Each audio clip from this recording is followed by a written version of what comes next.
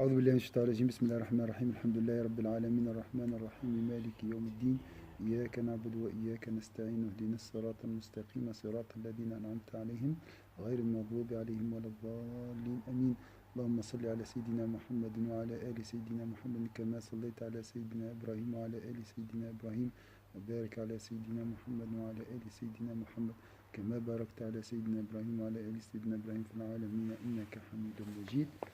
Alors, on va juste commencer par une intention, Inch'Allah, concernant l'excellence du savoir, afin que notre assise soit bénie, Inch'Allah. Donc, on a vu ce matin plusieurs hadiths. Le prophète, sallallahu alayhi wa sallam, il a dit également le meilleur des hommes est le croyant savant qui, lorsqu'on a besoin de lui, est utile, et lorsqu'on se passe de lui, sont satisfaits. Le meilleur des hommes est le croyant savant. Hein? Donc il peut être utile pour les autres. Ici, on n'a pas besoin. Il est au moins utile pour lui-même. Hein? Donc il est toujours utile. Hein? Donc vous voyez, les savants, c'est pas, c'est pas un outil qu'on doit utiliser. C'est le savoir, c'est la référence. On doit se référer à lui. On doit s'incliner devant le savoir et la sagesse. Il ne faut pas utiliser la sagesse pour servir les désirs. C'est la sagesse qui domine les désirs, pas le contraire.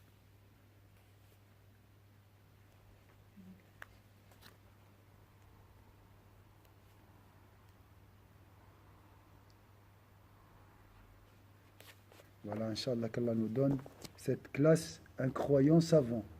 Parce qu'il y a le croyant qui adore Allah Azza wa Jalla, mais qui n'a pas de connaissance, ça c'est bien aussi.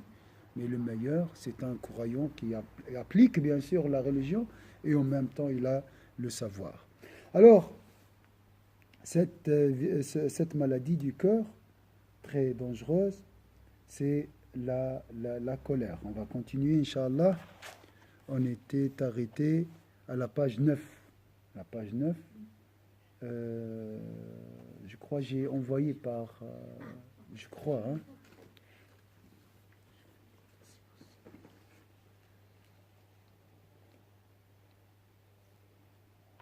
Puisque la colère, la rancune et la jalousie incitent l'homme à des actions blâmables, il convient donc de connaître les défauts et les maux qu'elles provoquent, afin de s'en prémunir, d'en trouver le remède et de les éliminer quand elles s'installent dans le cœur.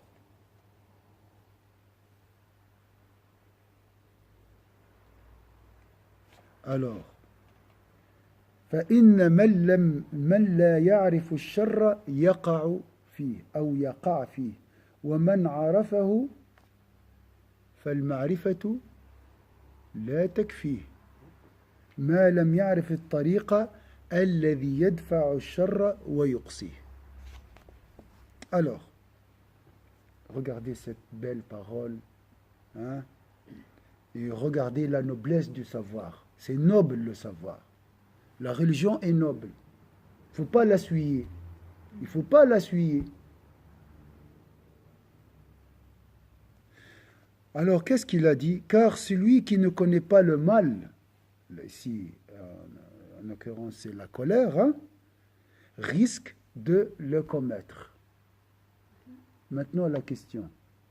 La connaissance théorique, ça suffit? D'accord. Là, il faut s'asseoir lorsque je suis énervé. Ça suffit? Non. Il a dit, et le fait de le connaître est insuffisant tant qu'il ne sait pas comment le repousser et l'éliminer. وَنَحْنُ نَذْكُرُ. Attention, le mot nahnu, c'est un pronom d'humilité. dans la langue arabe, quand il dit nous, c'est pour ne pas dire je. Je, c'est l'orgueil. Nous, c'est l'humilité. Avec Allah Azza wa Jalla, nous, c'est la gloire, la grandeur. C'est différent. Est-ce que c'est clair ici? C'est juste la question de style, manière. Nous mentionnerons dans ce livre la condamnation de la colère et les fléaux de la rancune et de la jalousie. Aussi traiterons-nous de la colère, de la réalité et de la possibilité ou non d'en éliminer la racine à travers la discipline ascétique. Alors, maintenant, bien sûr, c'est un pédagogue. Il va commencer par nous expliquer les chapitres, les sous-chapitres. وَنَحْنُ نَذْكُرُ ذَمَّ الْغَضَبِ. Il commence toujours par soit les mérites d'une action salutaire ou par les méfaits ou tout ce qui est blâmable concernant les vices et les maladies. Ça, c'est la pédagogie de Ghazali. Tu ne peux pas chercher le sens ou bien le danger, la définition ou bien l'argumentation si tu n'es pas attiré par les méfaits ou les mérites de la chose. Est-ce que c'est clair ici? Est-ce qu'elle est importante? Est-ce que le sujet est important déjà? Est-ce que le sujet est dangereux ou utile et bénéfique? Tout d'abord, connaître la valeur de la chose. Après, connaître la réalité de la chose. Ensuite, les symptômes ou comment l'acquérir. Vous voyez, c'est la pédagogie ou bien la logique de Ghazali toujours. Une action dangereuse, il faut connaître les conséquences, les méfaits, hein, la laideur de la chose pour s'éloigner. Hein? Si je ne connais pas, tu vas me parler de diabète. Pourquoi tu me parles du diabète? Ah, c'est dangereux. Il faut me convaincre tout d'abord qu'il est dangereux. Après, tu m'expliques la réalité du diabète. Après, tu m'expliques comment éliminer ou bien éviter d'être diabétique. Est-ce que c'est clair? Voyez la logique. Ah, ça c'est dangereux. Mais il faut m'expliquer pourquoi c'est dangereux. Après, tu m'expliques la réalité de la maladie ou bien de cette chose. Comme la photo sur les paquets de cigarettes. Voilà. C'est pour attirer l'attention tout d'abord. Regarde ce que ça peut faire. Voilà. Après, tu m'expliques en détail la composition des cigarettes, tout ça, bien sûr. Bien sûr, les cigarettes, c'est haram à 100% maintenant par unanimité chez les ulama. Rare de trouver un savant qui se réfère à l'ancienne époque où on disait c'est makrout. C'est clair maintenant, 20 personnes chaque jour meurent ici en Suisse à cause des cigarettes. Donc c'est un criminel, les cigarettes. C'est des criminels, c'est un terroriste.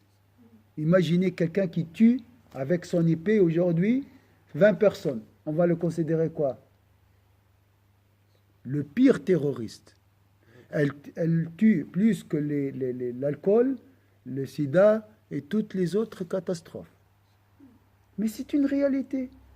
C'est un tueur doux, gentil. Il ne tue à feu douce. Doux.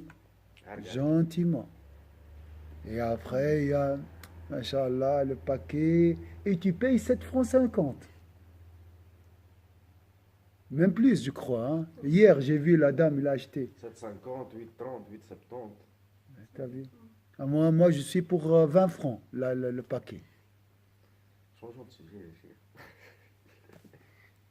Mais je sais, exprès, Cheikh, je fais. Je pique toujours.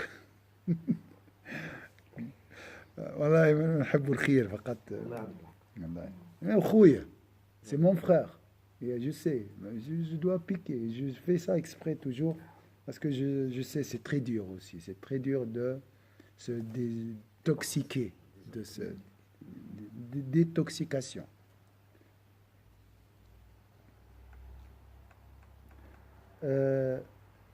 وآفات الحقد والحسد في هذا الكتاب ويجمعها بيان ذم الغضب وبيان حقيقة الغضب. Regardez. Donc il commence par la condamnation de la colère, les méfaits de la colère.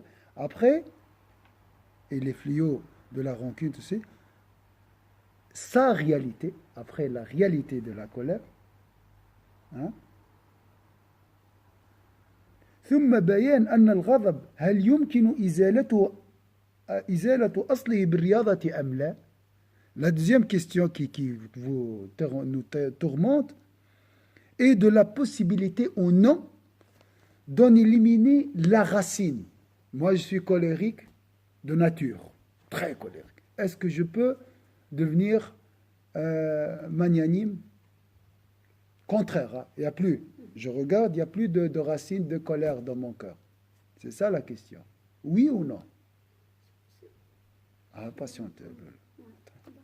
Tu vois. Il faut la maîtriser, pas l'éliminer. Parce que l'aimer ou non, tu peux la maîtriser. À travers la discipline ascétique.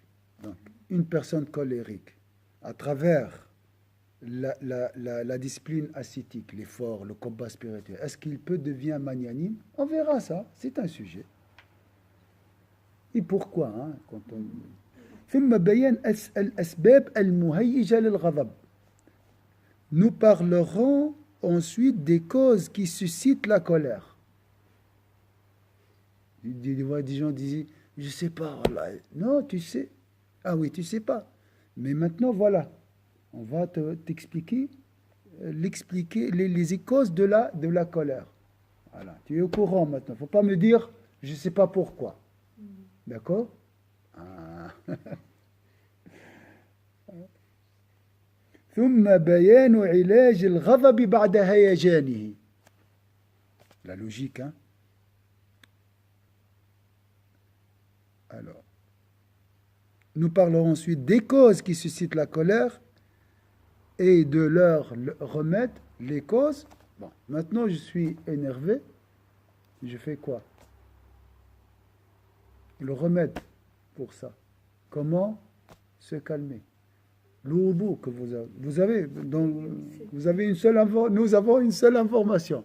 Si je suis énervé, je dois faire l'oubou. Ça, c'est après. Mais tu dois tout d'abord connaître les méfaits de la colère, la réalité de la colère, les causes qui suscitent la colère. Si tu as des connaissances sur ce sujet, tu ne vas pas te mettre en colère déjà. Parce qu'après, c'est trop tard des fois. Hein. Oui, des fois, tu peux maîtriser, tu fais l'odo. Mais est-ce que tu as vu quelqu'un qui a fait l'odo après une crise de colère? Rare. Elle est dépassée déjà. Et nous, c'est comme le moteur Volkswagen, de 0 à 100 km en une seconde. Il n'y a pas une colère graduelle comme ça. On passe directement de 0 à 100 km à l'heure. Surtout les gens explosifs. Hein. Ils ont une colère. Subhanallah. Comment il va faire l'odo? Si tu vas lui dire fais l'odo, il va se mettre en colère. Il va s'énerver plus. Hein? Si tu dis A'udhu billahi minash rajim, il va monter encore. C'est vrai ou pas? Parce qu'on ne lit pas. Alors, après, ثم بيان فضيلة كظم الغيظ. Alors, du mérite de réprimer sa colère. Ça, c'est un sujet très important. J'ai entendu. Moi, je suis franche. Quand je m'énerve, je m'explose, et après, c'est fini. Masha'Allah, bravo. Masha'Allah. Hein? Tu es honnête. En plus, il te dit, je suis honnête, moi. Je ne suis pas hypocrite. Je dis tout ce que j'ai, je vide mon sac. Tu ne penses pas aux conséquences de tes paroles? le mot qui sort, hein, qui blesse, bien blessant, ne peut pas retourner. Hein. Tu ne peux pas après l'effacer. Hein. Il reste gravé dans le cœur. Hein. Les blessures sont éternelles. Hein. Parce que tout ce qui entre dans le cœur reste. Hein. Il peut être poli, un peu arrondi, mais ça reste toujours. Alors, c'est bien, tu es honnête, mais aussi, tu as blessé quelqu'un. Non?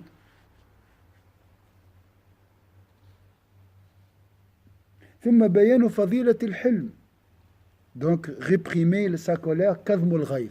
Ça, c'est un degré très haut. De celui de l'indulgence ou la magnanimité. C'est ça aussi, hein. Pardon. ثم بيان القدر الذي يجوز الانتصار والتشفي فيه من الكلام. Des paroles permises et auxquelles on peut recourir pour éteindre la colère. C'est vrai, un défoulement, je dis, mais avec des limites. On va voir. ثم القول في معنى الحقد ونتائجه. Nous donnerons la définition de la rancune. الحقد, la haine. Je ne sais pas si, qu'est-ce qu'ils ont dit ici. Oui, la haine, la rancune, c'est la même chose. Hein, selon الحقد والكره وفضيلة العفو والرفق. Et de ses conséquences, nous parlerons du mérite de l'indulgence et de la mansuétude. La douceur, la magnanimité, c'est la même chose. ثم القول في ذم الحسد, troisième sujet de ce livre, puis de la condamnation de l'envie, la jalousie.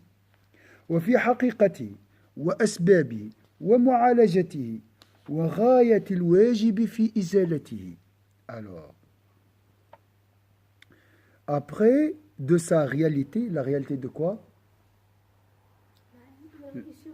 La jalousie, voilà. De ses causes, c'est une maladie, donc elle a des causes. De son remède et du grand devoir inhérent à son élimination. ثم بيان السبب في كثرة الحسد بين الأمثال والأقران والإخوة وبني العم والأقارب. La jalousie, tu la trouves chez qui? En famille, maximum. Oui.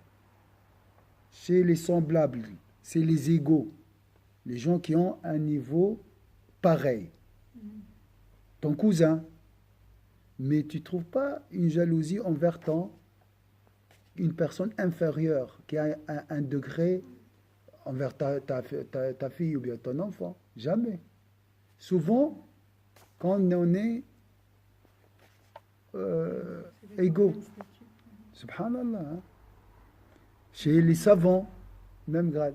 Tu ne trouves pas un savant jaloux d'un homme. Alors, nous évoquerons la cause qui pousse à être très jaloux de ses semblables, de ses compagnons, de ses frères, de ses cousins et de ses autres parents. C'est quoi, le parent? De ses autres parents, de famille peut-être. Voilà, les proches, hein? Les proches, il veut dire. Pas les parents de son père. Non, pas son père. Tu ne trouves pas qu'un enfant jaloux de son père? Ou bien le contraire? Rare, rare. Alors, ainsi que de son enracinement tenace. وتأكده وقلته في غيره وضعفه. On peut la trouver chez les autres, mais très faible. Ainsi que de son enracinement tenace. Puis de la rareté, de la faiblesse de ce sentiment et, au final, du traitement qui permet d'éliminer du cœur le mal de la jalousie. Et comment enlever la jalousie? Et Dieu conduit au succès. Amen. ثم بيان الدواء الذي به ينفي مرض الحسد عن القلب. ثم بيان القدر الواجب في نفي الحسد عن القلب. Là, je me rappelle, tu ne peux pas enlever la totalité de cette maladie. tu restes toujours... Jalousie. Oui. Jamais. C'est dans le cœur. Il faut juste diminuer. La maîtrise. Il y a une manière, mais elle est très amère, on va voir. Très difficile d'enraciner, de déraciner. Extirper vraiment la jalousie. Wa billahi at-tawfiq. قال الله بيان ذم الغضب. Donc, en suivant la méthode, قال الله تعالى إذ جعل الذين كفروا في قلوبهم الحمية حمية الجاهلية فأنزل الله سكينته على رسوله وعلى المؤمنين. Selon ce verset, Nidal, qu'est-ce qu'il fait? Il veut te faire détester cette. Quel est le mot qui t'incite et augmente la laideur de cette jahiliya? Dieu exalté, c'est la condamnation de la colère. Alors cherchez-moi le mot qui augmente, comment on dit, Le dégoût. le dégoût. Voilà, le dégoût de cette parce qu'il y a des gens qui sont fiers de dire moi je suis colérique, comme quoi il est courageux, il est fort et c'est un homme digne et fier. Il a la fierté. Il y a des gens qui pensent que la colère c'est une puissance. Hein. Alors c'est dégoûtant. C'est dégoûtant. Regardez, alors quel mot peut nous aider à dégoûter vraiment ce vice? Dieu dit, tandis que les mécréants entretenaient dans leur cœur la fureur, celle de l'ignorance. Dieu fit descendre sa quiétude sur son messager et sur les croyants, et il leur imposa une parole de piété, parce qu'ils en étaient dignes et prêts à la recevoir, et Dieu est au courant de toutes choses. Donc, nous avons deux groupes. Un groupe dont les cœurs sont pleins de quoi? Colère. La fureur de l'ignorance. La fureur, le feu de l'ignorance. L'ignorance, c'est pas l'analphabétisme. Hein. C'est la férocité, c'est l'attisement de cette puissance qui s'appelle l'ire, c'est l'agressivité, c'est ce chien. C'est l'époque avant l'islam. C'était caractérisé par l'attaque, les insultes, la provocation, l'agression, le dédain de la dignité humaine, c'est ça. La non-patience, l'impatience, donc c'est le feu de l'ignorance de cette époque. Hein? Ça n'a rien à voir avec l'analphabétisme, parce que tu trouves une personne illettrée, mais masha'Allah, calme, humble, il te dit barakallahu fik, merci. Alors tu trouves un docteur, masha'Allah, hein, ça, mais orgueilleux, il s'énerve vite, et qu'Allah nous éloigne. Est-ce que le mot, attention, alors la colère, c'est la fureur, la fureur de l'ignorance. Quand je me mets en colère, là, je passe de l'islam à l'époque avant l'islam. Voilà. C'est l'esprit tribal, nous, vous.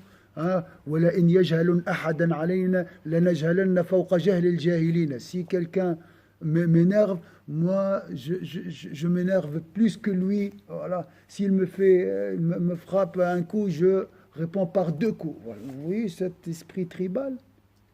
Ça, c'est la source de ce comportement. C'est la cause, c'est la colère. Et aussi, hein? Oui. Déjà, ça commence à nous faire Mais c'est le Coran. C'est pas quelqu'un qui veut enlaidir quelque chose qui est belle. C'est la réalité. ذم الكفار بما تظاهروا به من الحمية الصادرة عن الغضب بالباطل ومدح المؤمنين بما أنزل الله عليهم من السكينة. La colère, elle était attribuée à qui? En mécréant. La sérénité était attribuée à qui? Aux croyants. Subhanallah, c'est la honte. Hein? Dieu a condamné les incroyants pour avoir manifesté leur fureur. Al-Hamiyya. Hamiyya, ça vient de Hami, c'est le feu. Hein? Quelque chose qui est brûlante, qui brûle. Hein?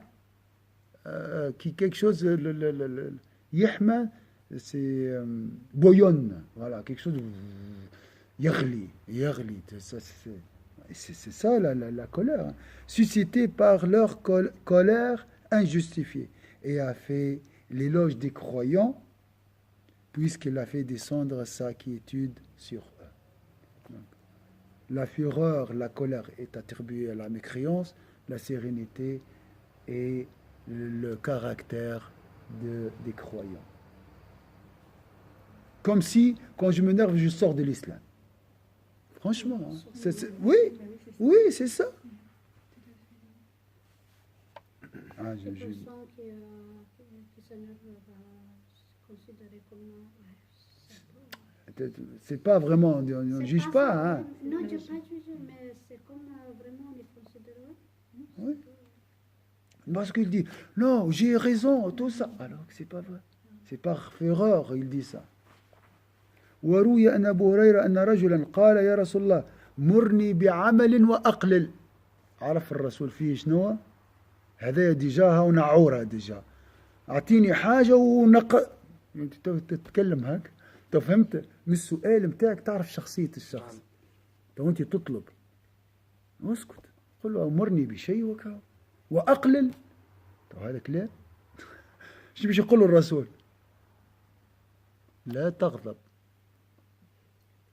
هو نرفوزي هو. ثم عاد إليه. عاد عليه. فقال لا تغضب.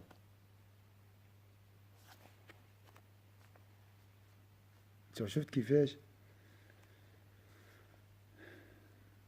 Sayyidina Abu Huraira rapporte qu'un homme demanda à l'envoyé de Dieu, sallallahu alayhi wa sallam, de lui recommander une action légère.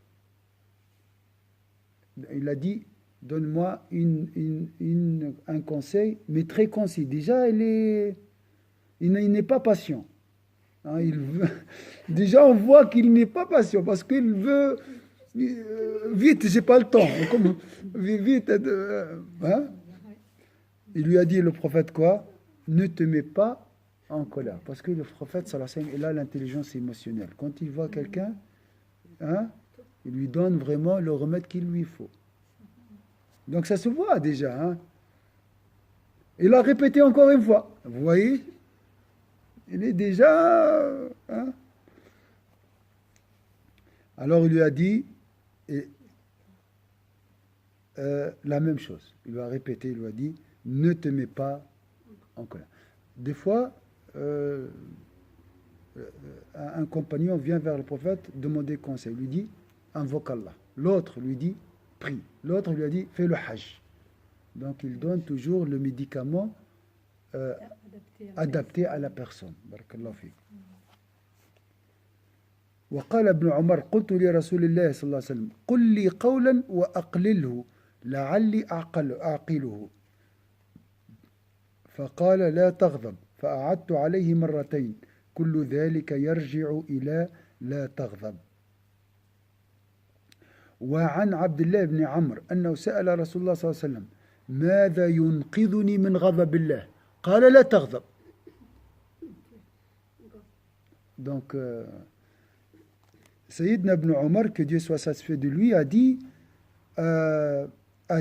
avoir demandé à l'envoyé de Dieu, dis-moi des paroles concises afin que je puisse m'en rappeler. Là, c'est pas la même manière.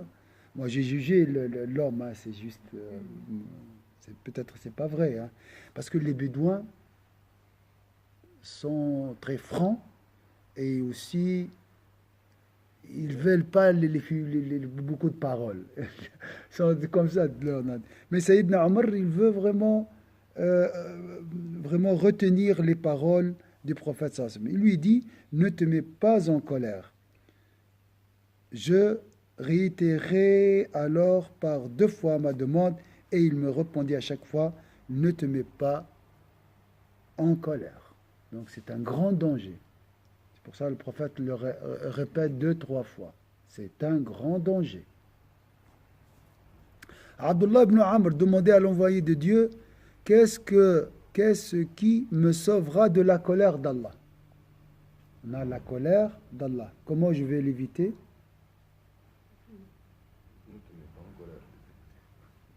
Il répondit, ne te mets pas en colère. Pour éviter la colère d'Allah, il ne faut pas se mettre en colère. Donc la colère suscite quoi? La colère d'Allah. C'est beau ça? وقال ابن مسعود قال النبي ما تعدون الصرعة فيكم. ايش معناها الصرعة نضال؟ الصرعة مصارعة يعني الذي يصرع الآخر. الصرعة هو اللي يصرع بقوة، يعني الراجل فيكم بلغتنا احنا الراجل شكونه فيكم يقول لك انا ما نرشفهاش ما نردهاش وانا قوي. Nous, dans notre langage, un homme doit être féroce, doit s'énerver. C'est la jahiliya, ça. Ça, c'est avant l'islam, c'était comme ça. Et dans les sociétés, les sociétés qui sont déjà dans la jahiliya, c'est la même chose aussi. Hein? قلنا الذي لا تصرعه الرجال قال ليس ذلك ولكن الذي يملك نفسه عند الغضب. Ibn Mas'ud, que le prophète sallallahu alayhi wa sallam rapporte que le prophète sallallahu alayhi wa sallam a dit, quel est celui parmi vous que vous considérez comme invincible, qu'on ne peut pas le battre, hein, le fort, l'homme, le courageux. Ils répondirent, celui qu'aucun homme ne peut défaire. C'est une personne musclée, fort, un lutteur, c'est ça. Il dit alors, non, il n'en est pas ainsi. Il s'agit de celui qui se contrôle lorsqu'il est en colère. Là, c'est la force, lorsque tu arrives à mettre le pied sur les freins au bon moment. Là, tu es vraiment un homme ou bien une femme courageuse, invincible, comme il l'a dit. وقال سيدنا أبو هريرة. Donc, vous voyez. Alors, si on peut résumer maintenant la leader de la colère. Tu sors de l'islam. Voilà, tu perds la sérénité des croyants, pour ne pas dire vraiment sortir de l'islam. Et ton corps est rempli par quoi? Il y a un mot très bien, hamiyya, la fureur de l'ignorance. Imagine. La fureur de l'ignorance, elle était installée dans quel cœur? Imaginez les personnes avant l'islam. Le pire des personnes de l'époque, Abu Jahl. Lui, ça n'était pas. C'est la même fureur. Hein? Fureur. Oui. Voilà. Lui, dès le début, il veut combattre, il veut tuer, Là, il veut pas, il veut tuer, lui, dès le début. Il était un homme très. Il a beaucoup de connaissances. Hein? Abu Jahl, sage. Hein. très sage. Il est connu par sa sagesse. Mais quand il s'agit des passions, il perd tout. Il perd la tête, la raison. Abu al-Hakam, il est appelé le détenteur de la sagesse. Oui, l'arbitre, c'était une référence, c'est les Quraysh. C'est pas n'importe. Mais à cause de cette haine et cette fureur qui demeure dans son corps, il a tout perdu. Il a dans la dunya et dans la vie de l'au-delà. Même dans la dunya, il est battu d'une manière très humiliante. Alors, mes chers sœurs et frères, la première, deuxième image. L'image, hein, une mauvaise image on veut chercher cette laideur pour éviter, bien sûr. Qu'est-ce qu'on a dit aussi? Attention, quand je me mets en colère, j'ai désobéi, j'ai trahi le testament du prophète sallallahu alayhi wa sallam. La taghdab, c'est un testament, parce qu'avant c'était un conseil. Lorsque face à face, c'est un conseil. Après, là, son trépas, son absence, je ne dis pas sa mort, elle est vivante, Inch'Allah, dans nos cœurs, c'est un testament. Donc, j'ai trahi cet héritage. Donc, je suis là, la personne, elle est devant moi, et le prophète à côté. Il m'a dit, il ne faut pas s'énerver. Et moi, j'ai laissé à côté le prophète, sallallahu alayhi wa sallam, et j'ai suivi mes patients. C'est laid. C'est très, très laid. Troisième, la colère attire la colère d'Allah. Vous voyez, déjà, dès maintenant, vous êtes en train de réviser beaucoup de choses. Hein. Franchement. Comme si c'est la première fois qu'on entend ces paroles.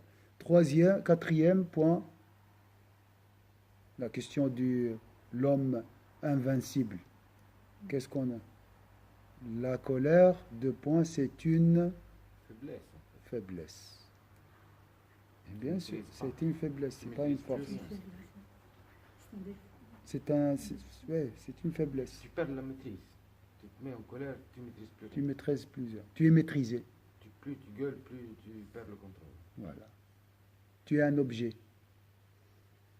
Tu n'es pas un sujet. Tu es dominé. Voilà. Donc, tu es perdant. Tu n'es pas vainquant. Les gens se mettent en colère pour gagner, pour faire taire les autres. Oh, les gens disent, oh, il est fort là. Oh, d'accord, mais tu as tout perdu. Subhanallah. Subhanallah. وقال أبو هريرة ليس الشديد بالسرعة وإنما الشديد الذي يملك نفسه عند الغضب.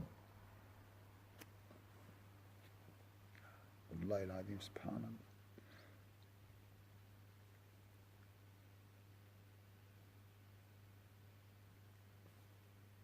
Abu Huraira, qu'Allah soit satisfait de lui, rapporte que le prophète a dit, le plus fort n'est pas celui que l'on ne peut vaincre, mais celui qui se contrôle lorsqu'il est en colère. Il répète le hadith des fois très intelligent, le Ghazali. Il cherche tous les hadiths avec plusieurs manières pour renforcer l'idée dans le cœur. C'est un pédagogue. Hein? C'est la même chose. Mais il l'a répété pour renforcer ce dégoût à l'intérieur de nos cœurs envers la colère. وقال ابن عمر, et ça fait très mal. Ibn Omar, que Dieu soit satisfait de lui et de son père, rapporte que le prophète sallallahu alayhi wa sallam a dit Man kaffa ghadabahu satara Allahu awratahu. Je m'en ai, Cheikh Nidal. Que tu as compris? Masha'Allah. Alors, ça veut dire quoi? Celle qui se contrôle, elle s'est cassé son aura, je sais pas. Allah couvre sa nudité. Mais quelle nudité? C'est pas la nudité physique. La nudité physique, c'est rien par rapport à la nudité de l'âme. De l'âme, de nos défauts, d'accord. Tu dis, tel, masha'Allah, il est sage. Ah, tu ne le connais pas quand il se met en colère, toi. Donc ça dévoile nos défauts. Il l'insulte, il dit qu'Allah, c'est vrai ou pas? Oui. Tu ne le connais pas. Donc, c'est... On ne se connaît même pas des fois. Oui, On oui. se connaît Mais pas, ça- Mais c'est l'occasion pour se connaître notre réalité. Alhamdoulilah, c'est bien la colère. Voilà, des fois, c'est d'un côté, c'est pour se connaître. Et celui qui ne se connaît pas ne connaîtra pas son Seigneur. Sayyidina Omar, on connaît la personne dans ses réflexes, on a dit. Hein? Oui, dans sa réflexion. Sayyidina Omar, que Dieu soit satisfait de lui et de son père, rapporte que le prophète sallallahu alayhi wa sallam a dit Dieu recouvre la nudité, bien sûr, et c'est moral, hein, la nudité morale, hein, de celui qui réprime sa colère. Alors, quelle image on a sur la colère maintenant? Elle fait quoi? Elle nous protège. Enfin, La colère, la Non, colère. pas la colère, elle nous dénude. Elle nous dénude. Ouais, elle nous dénude. Si tu veux te dénuder devant les gens, montrer tes maladies au lieu de les traiter, alors mets-toi en colère. Là. Et surtout, qu'Allah nous protège avec notre entourage. Et après, est-ce qu'ils vont nous écouter? Après, prêche comme tu veux. C'est fini. Tu n'es plus une référence. Parce que tes paroles, c'est moralisé, tout ça, c'est bien, mais on te connaît. C'est pour ça qu'il te dit, il faut s'excuser. On fait tous des bêtises. Hein. C'est vrai. On s'excuse après. C'est trop tard. Mais au moins, Au moins, ça Au moins, c'est- au moins, si c'est sincère, ça peut... pour se corriger, il faut faire le repentir. Et pour faire le repentir, il faut reconnaître sa faute. Mais bien sûr, tu vas te rabaisser et tout ça. Voilà. Et la maladie, elle est là. Il ne faut pas cacher le soleil. Encore 3 minutes et je vous libère, Inch'Allah. قال سليمان بن داود يا بني إياك وكثرة الغضب فإن كثرة الغضب تستخف فؤاد الرجل الحليم. Là, le Ghazali nous donner un exemple d'une qualité qu'on peut la perdre lorsqu'on se met en colère. Salomon, fils de David, que la paix soit sur lui, a dit « Ô mon fils, ne te fâche pas outre mesure, car la colère souille le cœur de l'homme indulgent. » Dans le sens ici, le sage, la personne indulgente, perd son intelligence, sa sagesse, et au lieu qu'on le considère sage, on va le considérer comme sot. Istakhaffa, il devient vraiment comme un bébé. Ça, c'est un sage, c'est même pas un enfant, ça. C'est ça l'idée.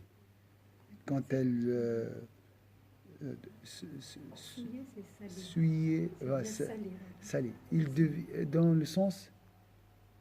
Moi, je pensais qu'il est sage, alors qu'en réalité, il n'a rien dans la tête, vraiment.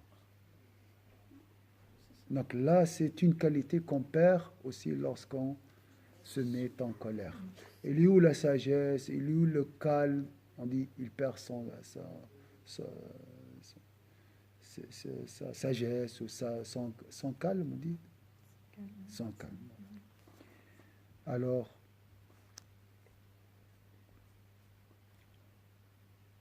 voilà, on va s'arrêter ici.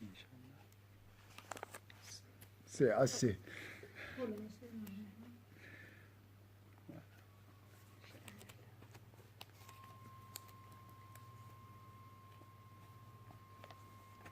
Qu'Allah nous pardonne, Inch'Allah. Inch'Allah, qu'Allah nous aide à ne plus s'énerver. Donc maintenant, vous savez éviter vraiment les endroits, les zones d'énervement, déjà. Quand tu es fatigué, il faut se taire. Quand tu es stressé, il ne faut pas parler. Déjà, ça c'est